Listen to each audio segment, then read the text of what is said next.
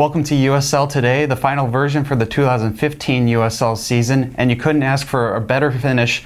The Rochester Rhinos defeated the LA Galaxy 2-1 in the USL Championship on Friday at Salem Stadium. The game had pretty much everything you could ask for, Nicholas. It really did. I mean, you had the Galaxy 2 coming so close to claiming victory after Ariel Aster's goal 25 minutes from time put the Rhinos behind at Salem Stadium for the first time this season. The way the Galaxy 2 were playing in the second half, it certainly wouldn't have been a shock if they had held on to take victory. But as they have found so many times this season, each time they've gone behind, in fact, the Rhinos found a way back into the game. Asani Samuel scored a late equaliser to send the game to overtime, and then came through again, earning him the title Big Game Asani from Bob Lilly in the post-game press conference. It was an absolutely remarkable game, and certainly a great ending to the Rhinos' 20th season, their first championship since 2001.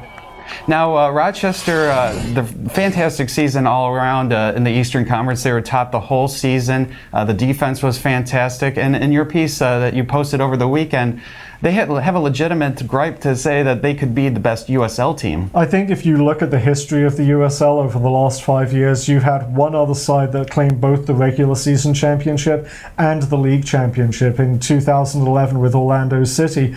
But that side didn't have necessarily the consistency that the Rhinos had this season. On the flip side of that, the two teams that were the best regular season sides in league history in 2012 and 2013 with Orlando and the Richmond Kickers, neither of those teams made it to the championship game. So from consistency throughout the regular season to capping it off with victory in the playoffs and capping it off in pretty dramatic fashion, I think you can make a very good argument that this has been the best team in the past 5 years of the USL. And on the flip side, the Galaxy 2 were about 2.5–3 minutes away from hoisting the trophy themselves. Second-year side, they have to be incredibly pleased with the season overall. I think they have to be very pleased with the season overall. There were some ups and downs throughout the season, but I think you saw so many young players come through and step up in a big way. Ariel Aster, obviously, with his 4 postseason goals to add to the 11 he scored in the regular season. Clement Jopp having an outstanding season before he had to be substituted at the end of the first period of overtime. But really tough situation for 18-year-old Bennett Sneddon to be thrown into in his first professional game, to have to try and withstand those final 15 minutes to try and get the team to overtime.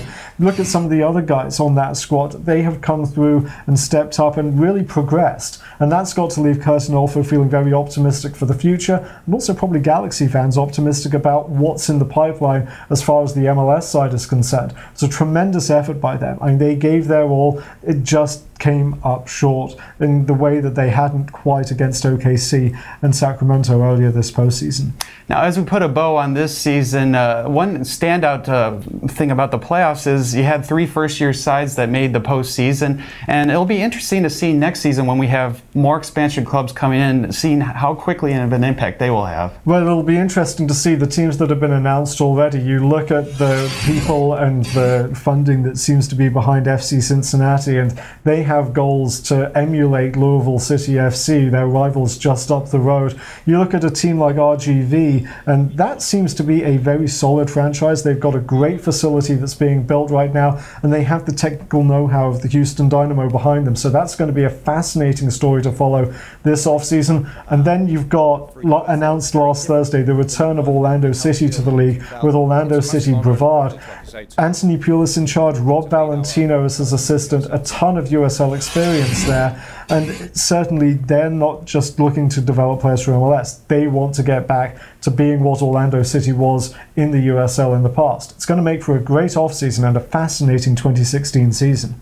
So that'll do it for us here for the 2015 season, but you can stay up to date on all the off-season news on USLsoccer.com. For Nicholas Murray, I'm Charlie Core. Thanks for stopping in, and we'll see you next time.